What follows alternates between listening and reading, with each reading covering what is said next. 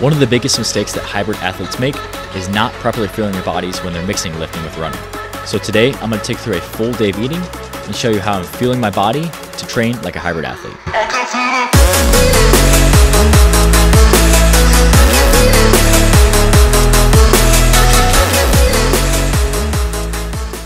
Good morning, guys, and welcome to the video. Today, we're going to go through a full day of eating, training like a hybrid athlete. We have a 10-mile long run on the schedule today, so I'm going to take you through everything that I eat and also give you tips along the way of some mistakes that I've made training like a hybrid athlete, especially regarding towards workouts and fueling those workouts. It's a big mistake that I see a lot of people make, that if you're training like a hybrid athlete, we're mixing some modality of conditioning with strength training.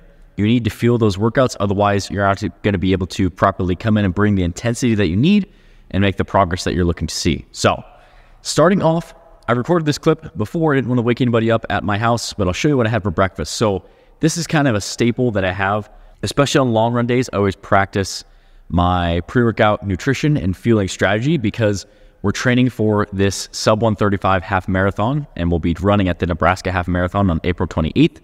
So a long run day, I always kind of treat it like it's race day, just to practice what types of food digest well, how many carbs, how much electrolytes, water consumption, everything that I need to do before the race or before the workout to perform my best. So for what I had for breakfast today, I had 3 pieces of toast, I had 1 serving of peanut butter, 1 serving of honey, and then I also had 1 scoop of our Fit Grind whey protein. This is something that just digests really well for me. So with our protein powder, it only has 7 ingredients, 0 grams of sugar, and 24 grams of protein. So something that doesn't give me a lot of GI distress or any sort of upset stomach, especially with a whey protein-based powder. So this is kind of my staple before my run and really for breakfast almost every single morning that I know digests well. This is going to give me a good amount of carbohydrates, going to give me a little fat, going to give me a protein, so kind of a balanced meal with my macronutrients, and is going to get me ready for that run. Now, I'll go around my pre-run, my peri-run nutrition. So what I'm doing before the run, what I'm doing during the run, after the run, a little bit later in the video. But this is what I'm having for breakfast. I have a couple training sessions this morning, and then we're gonna go for a mid-morning run. Now, as far as my first tip that I can give you guys, like I was talking about, is you wanna make sure that you are fueling your workouts. And I actually have a link down in the comment section below and in the description on my website where you can fill out that form, and I'll personally calculate your macros for free. I'll tell you how many carbs, fat, and protein that you need to be eating based on your goals and your frequency of your workouts and your movement throughout the day. So after you're done watching this video, go head over to fitgrindformula.com, or I'll also leave the link in the description and the comments below. You can go fill out that form, and like I said, I'll calculate your macros for free. But that kind of leads me into my tip is you want to focus on fueling your workouts. If you are in this place where you're trying to do too much, but you're under fueling your workouts and you're not giving your body enough food and calories to get through those really hard workouts and recover, what's going to happen is you're just going to kind of be stagnant and you're not going to make any sort of progress. So if you are worried about being in this huge caloric deficit because you're trying to lose body fat, I promise you that if you're doing the right things, you're strength training, you're trying to build muscle mass, you're either running or biking or swimming or whatever modality of cardio that you like, and you're training in this hybrid style, you can see body recomposition where you're going to be able to build lean tissue, lose body fat mass, and you can eat more calories than you think. So if you're looking for specific macros, like I said, I'd be happy to help you out. Just go fill out that form on my website and I'll calculate your macros for free. Like I said, got a couple training sessions this morning. I'm gonna hit these. I'll see you guys in the next clip where we'll talk about what we're doing before the workouts and our peri-workout nutrition for the 10-mile run today.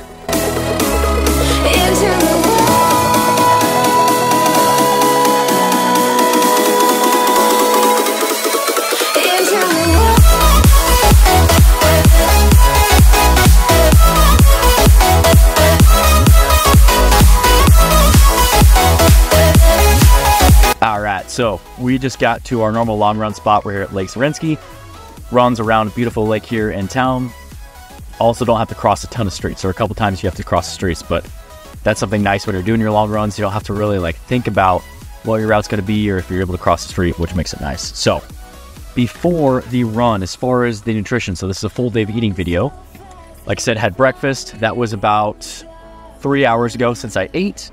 Now I've been sipping on some liquid carbs. Usually I'll do like a liquid carb powder.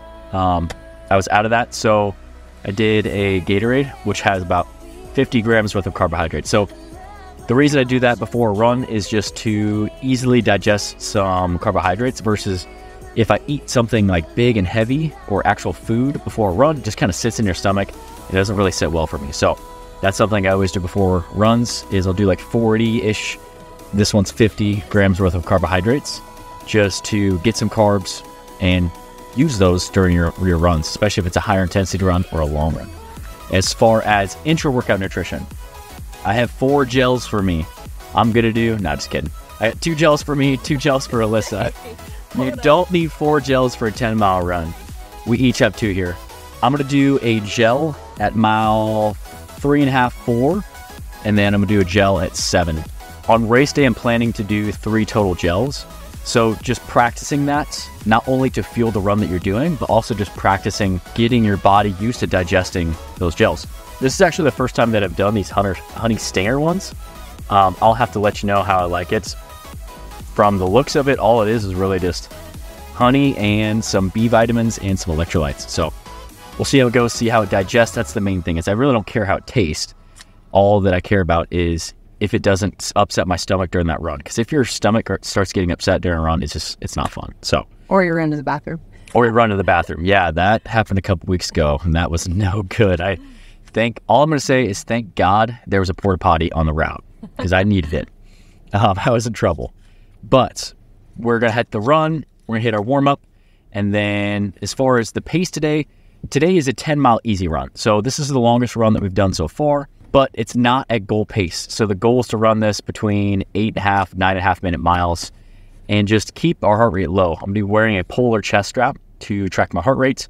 And the goal is to keep it around that 150 to 155 heart rate the entire time. And just get used to running and get the legs used to running those longer distances. Obviously, half a marathon is 13.1. So we're not going to fully build up to that 13.1. But this week is just nice, easy 10 miles. So doing this run with my wife today. So I recently just got a really cool drone camera that you've probably already seen in this video, some footage from it, but we're going to roll into some footage next. Just leveling up that footage, leveling up the media game, and we're super excited for some of the content that we can create with this drone. So let's get warm. Let's hop into it. 10-mile run today.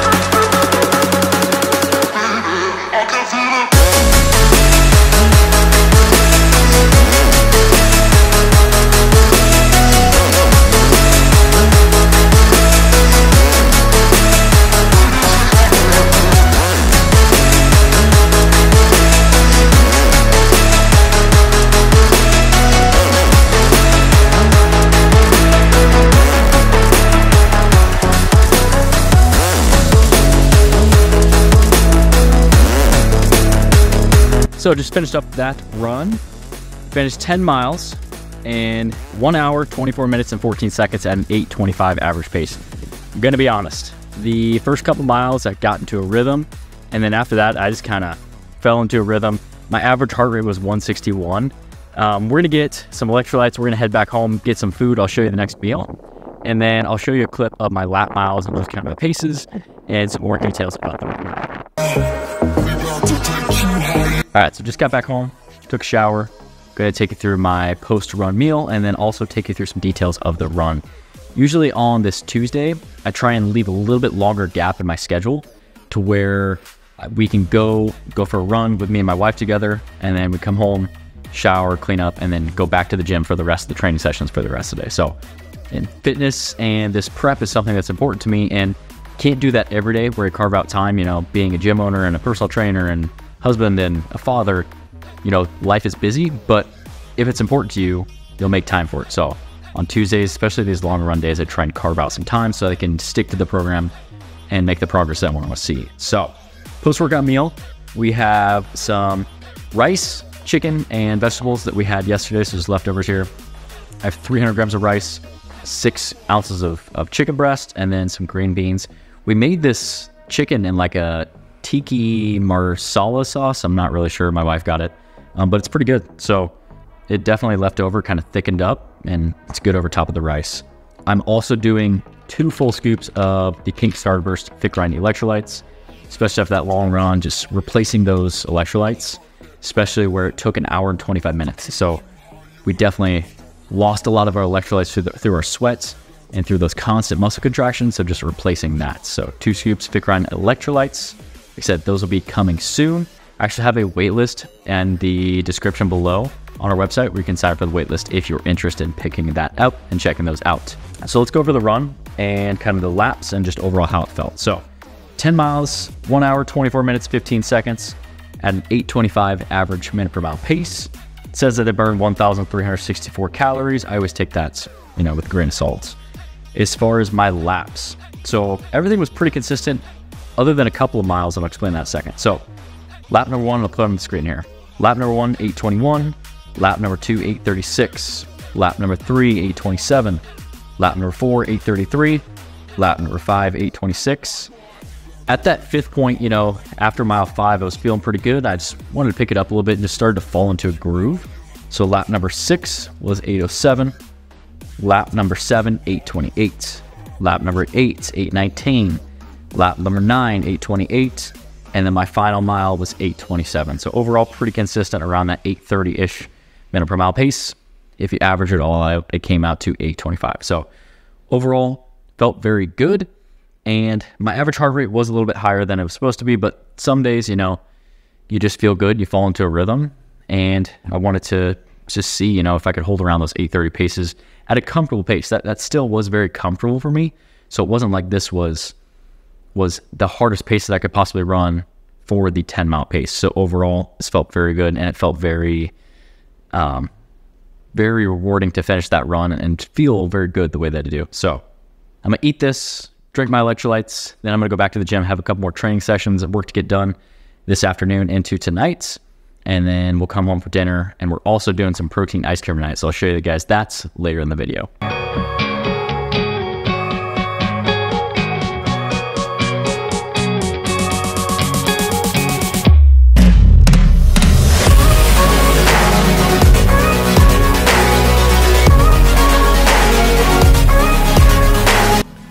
So some people would not show this, but I'm going to show you everything I'm eating today, including this giant cookie. So me and my wife have both, you know, taken our fitness and our health to very extreme places, and we like to practice balance with our diet. So especially on our long run days, we'll allow ourselves to have something like this, a treat. 80 to 90% of the time, our diet consists of whole foods, but that other 10, 20% of the time, we allow ourselves to have this.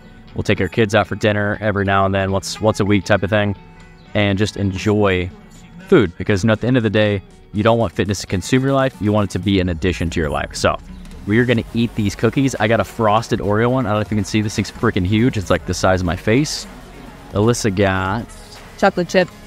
Alyssa got a gluten-free chocolate chip cookie. So we're gonna eat these, enjoy these, because we definitely put some hard work in today and we earned these cookies. So I'm gonna eat this. When I get back to the gym, I'm also gonna drink a protein shake with it, just to kind of balance out the carbs with some protein as well. I have my name, Cass. That is your name, Cass. Clark Kent, Superman. So I am all done with training for the day, and I'll tell you what, I have the best wife in the world. She's taken. I'm sorry. But she got me dinner made, which is awesome. I have potatoes, carrots, and roasted beef. So I'm going to smash this. This looks awesome. Usually on these long run days, I am like famished at night. So that's starting to set in. I was already hungry after the workout. I'm definitely hungry now. We have some protein ice cream coming later, which we're going to show you how we're making our protein ice cream with the Ninja Creami. Got my son Cash in here too. He's obsessed with tools right now. So I am hanging out with him, supervising while he's hanging out with these tools, but he's obsessed with tools right now. So I'm gonna eat this, and then we're gonna have some protein ice cream in a couple hours.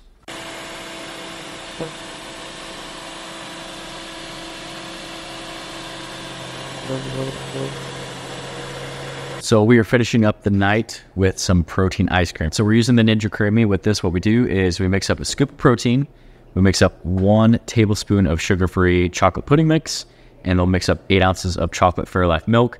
We'll let that freeze overnight, and then the next day, put in the Ninja Creami, put it like another ounce of milk in, and it turns into this perfect, beautiful consistency. And then I'm adding blueberries in mine tonight. But just an easy way that you can eat ice cream and sweets, but also not completely destroy your diet. So all this is literally milk and protein, blueberries, and a scoop of sugar-free pudding mix. So just a really good way to kind of help you stick with the diet, but still make yourself not go crazy by completely cutting out sweets and treats. So this is my full hybrid training diet that I'm currently doing to train for this half marathon. I'm running 4 days a week, I'm lifting 4 days a week, and this is how I'm fueling my body. And like I said at the beginning, one of the biggest mistakes that I see people make is that they just improperly fuel their bodies, especially when they're running or biking or swimming and lifting. You're going to burn through a lot of calories throughout the day. So make sure that you're fueling your bodies. But as you can see, I'm eating enough calories to go out perform and make sure that each workout can count. So if you guys found anything helpful in the video, make sure you hit that thumbs up button. Or if you have any comments or questions, let me know down in the comment section below. I'd be happy to help you out in any way that I can. And if you like videos like this, consider subscribing. I'm posting videos every single week, as well as a podcast to really document what I'm doing to train for this sub 135 half marathon. So I'm gonna leave a couple of videos on the screen here next. Make sure you go check those out, and I'll see you guys in the next one.